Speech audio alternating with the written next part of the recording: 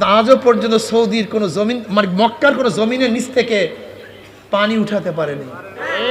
সব পাথর আর পাথর, পাথর আর পাথর, যত নিচে যায় পাথর। সেখান থেকে ঝমঝম কুয়া।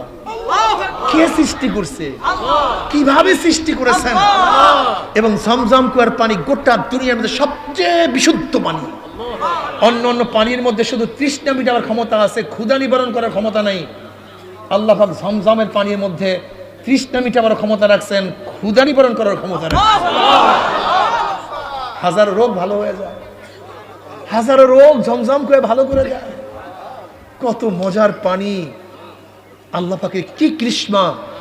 ঝমঝম কুয়ার পানি একটু কমেও না, বাড়েও না। ওই যে ইসমাইল আলাইহিস সালাতু ওয়াস সালাম, মা হাজরা আলাইহিস সালাতু ওয়াস সালাম ব্যারিকেড দিছেন। কি দিছেন? ব্যারিকেড দিছেন। মুহাদ্দিসিনে কেরাম বলেন